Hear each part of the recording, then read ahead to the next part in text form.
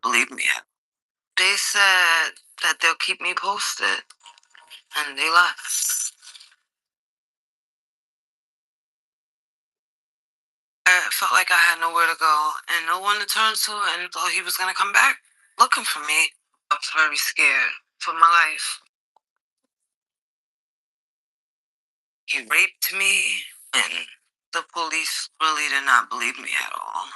It was horrible. Those were like the longest days of my life.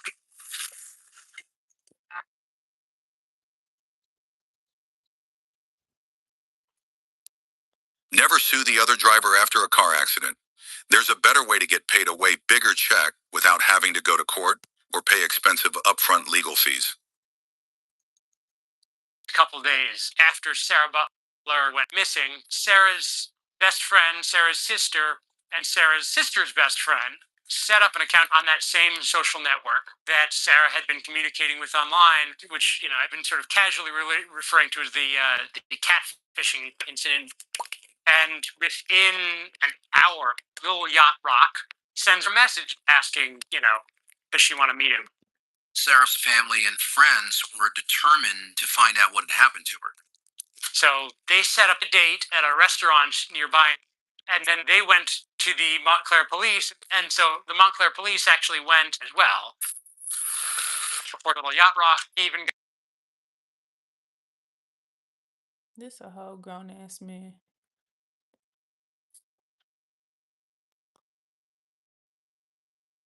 That shit a shame, bro.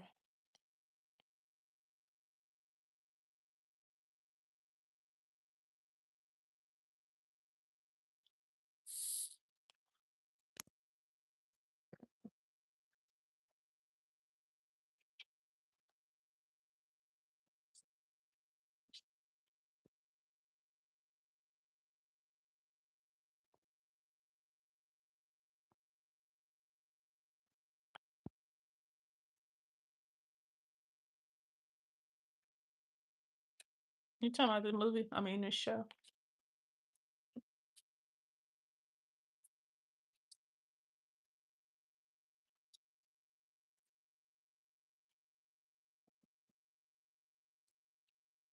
It's on pause. I mean, it's loading up now. This shit finna piss me off. Mm. I survived a serial killer. It's on Hulu. I could just watch it on Hulu, but mm. I'm watching it on YouTube. Even though it's loading slow.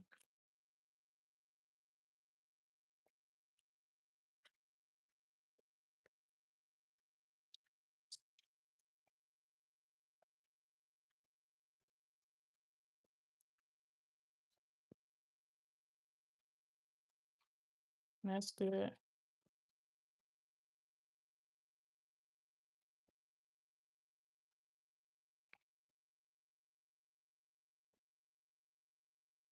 I don't know how that bitch depressed thinking about me in real life. That nigga need to get a fucking life. Cause bitch, everything that happened, you did that shit to your motherfucking self.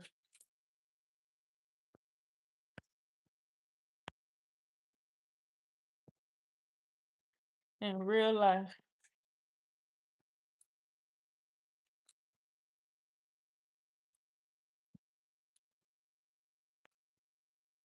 Then that boy talking about some he a Leo. I'm like, I didn't know he was no Leo. He don't give Leo vibes at all, which is I think that's a really good thing because Leos is really they want everything to be about them.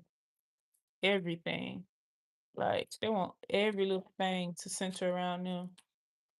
What is going on? Why is this shit loading so slow?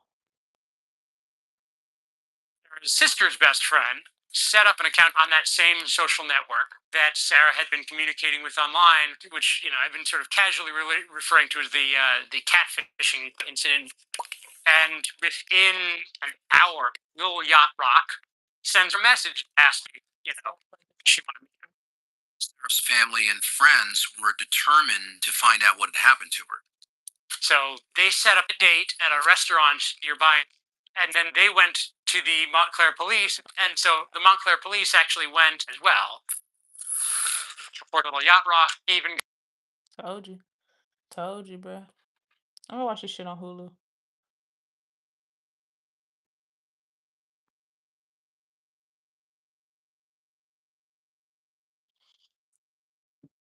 That's why, cause it's under fucking Wi-Fi not on. the Montclair police identified themselves. They said they were working on a missing persons investigation, and would he cooperate? And lo and behold, little yacht.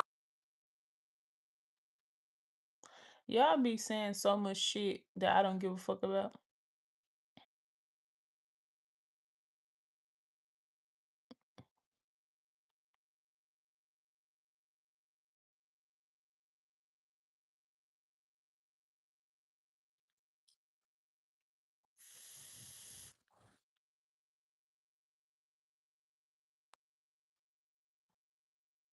And then got the nerve to comment it.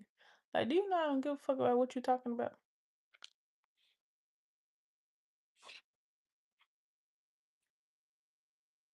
Why is it pausing like this? Hold on.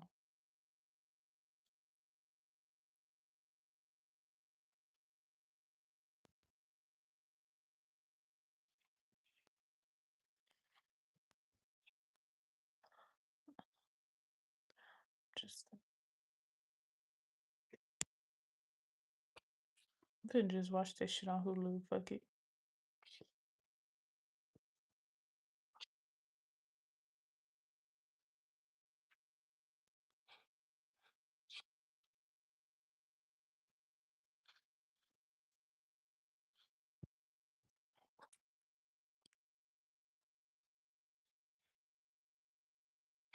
Should I watch I Survived or I'm gonna watch I Survived. Cause y'all ain't gonna tell me shit anyway.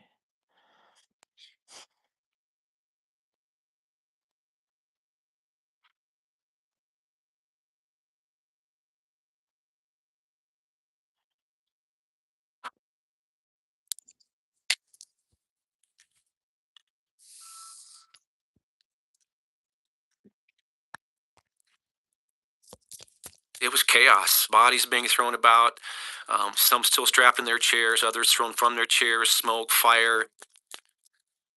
He bit me and I lost feeling in my left side of my face. It was like I was some piece of meat that they had gnawed on. We're at 37,000 feet, and I think the possibility is that we could go straight down. It was pure terror. It was pure terror. We had no flight controls at all. They were all absolutely useless. It's something that can't happen, so it's something we didn't practice or train for. And the first thing is, how do we keep this thing in the sky?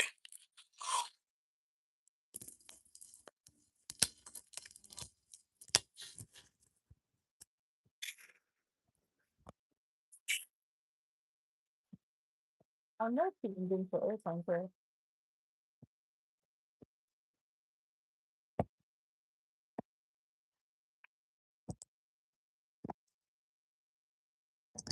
I've never been getting into a plane crash. I'd been waiting for 6 hours to get on the plane, and immediately after they handed me my ticket, they said, "We have no more seats available. We need everyone to get on the plane because they're running late." So I just felt relieved more than anything to get that last ticket.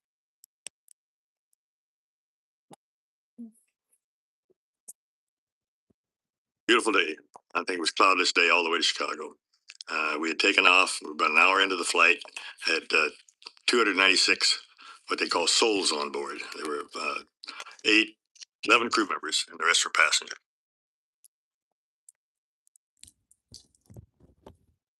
Al came back into the galley to brief with me, and I remember thinking, "Oh, I've flown with him before. He's really, he's really a good captain." It was just like, it'll be a good trip. Boy, they done got into a plane crash and survived. Told us there would be very little turbulence, if any. So I expected a smooth 2 hour ride to Chicago. I would've been mad as a bitch. Being vectored by Minneapolis to get behind traffic going to Chicago. They turned us back to head to Mason City. And right after we leveled out from the turn, there's this loud explosion. and followed by vibration. And I thought a bomb had gone off. It was that loud. And then you could feel the reverberation from it as well. You could feel the shaking and shuddering, the vibrating inside the cabin for a good 5 or 6 seconds. And then we started to go into a drop, not a free fall drop. You could feel the plane start to go down, ease down. And the thought hit me that a terrorist has planted a bomb. It's been detonated, and that's it for everybody. People don't survive bombs going off in planes. We're going to hit the ground sometime very soon, and we'll all be gone at that point.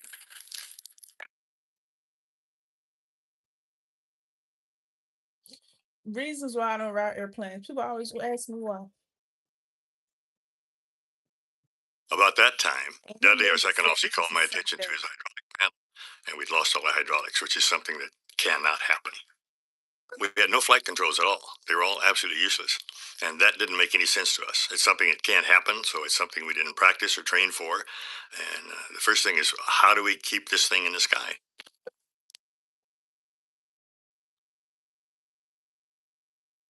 I mean, it was really, really complete panic inside the cabin. I heard a lot of screaming. There were plates and dishes and silverware being kind of tossed about because of our drop, and people who were on their feet, including flight attendants, were kind of thrown from their feet a little bit. Didn't hit the ground, but kind of lost balance. So it was it was the start of a lot of chaos at that point.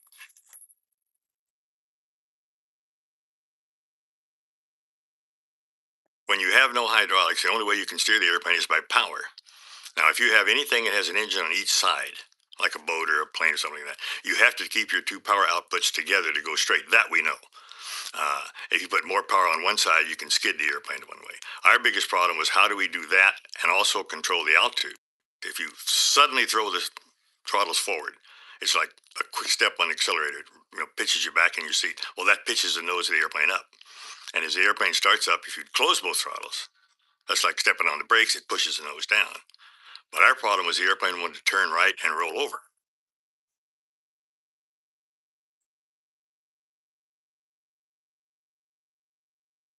We're making a series of circles to the right because the airplane would start to the right. So if we drifted off our heading, we just do a 360-degree turn and catch the heading on the way back with the throttles, and then fly that heading for a while until it starts to roll again. I think we made 4 or 5 complete right-hand circles. I did feel us taking a right turn, which I thought was very unusual. You take a right turn to get on a heading, and then you stay on that heading. We just kept going around in circles. I thought that was very strange. And while all this is going on, our second officer is calling our maintenance base in San Francisco for information on what to do. They didn't know what to do either. And they actually called our crisis center. They didn't know what to do. They called McDonnell Douglas, the manufacturer. They didn't know what to do. They called General Electric, the manufacturer. They didn't know what to do. So we're all kind of on our own up there. Y'all gonna die. I could feel that all eyes are on the flight attendants when something happens to see how we're reacting so the passengers know how to react. And I just Got no always had a bruh. very poker face in situations like that. Like there's absolutely nothing wrong. But because the priority is to maintain calm with the passengers. And then I just went back to picking up trays as if You nothing ain't had got no happened. lips. As soon as we could, we called our senior flight attendant up to the cockpit and told her what was going on. So I did a very casual walk up um, and knocked on the door like everything we're supposed to do. And when the door opened, I just, as I was walking up, I was telling myself, well, we have an emergency here. But when I opened the door, it just, to this day, it makes my skin crawl because it was like, I just thought to myself, oh my gosh, this isn't an emergency. It's the worst possible crisis.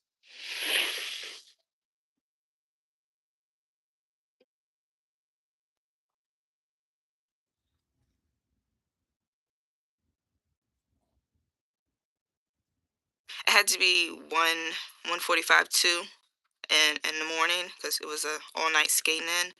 So basically I was just walking home. Mm.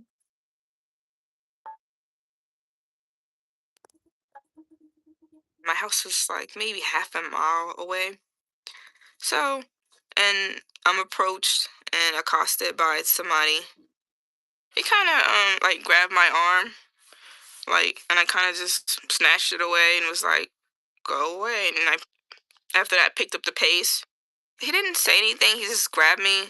I think he might have said something in Spanish, but it was so gurgled because he was like really, really drunk. Like you can smell it. It was like a cloud of alcohol.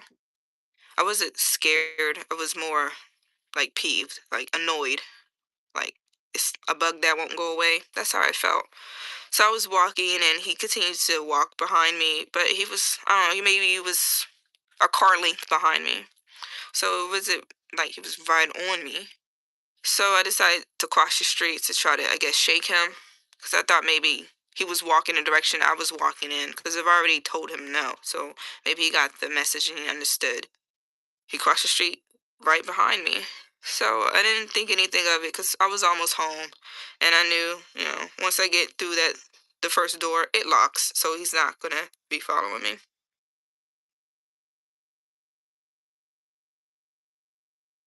That was when I had enough of him following me, and I wanted him to go because I didn't want him to know where I lived. So that is when I turned around to tell him to go away, but I wouldn't have said that. I would have said something else. I can't say it. And he stopped and he just kind of looked at me, but it felt weird. Like why did he stop? But when I'm talking to him, I didn't know there was somebody else waiting in the shadows behind me. Mm.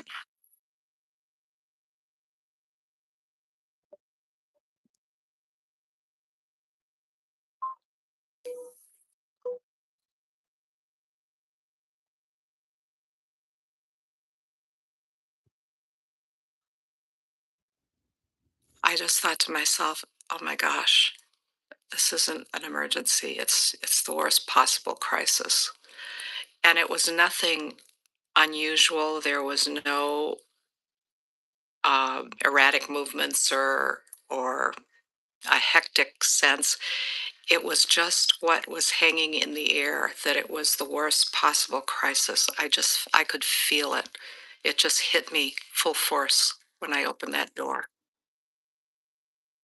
The only thing that stood out outside of what was hanging in the air that was so palpable was that both Al and Bill, the co pilot, were in the same position, gripping the yoke, and to just sense the strength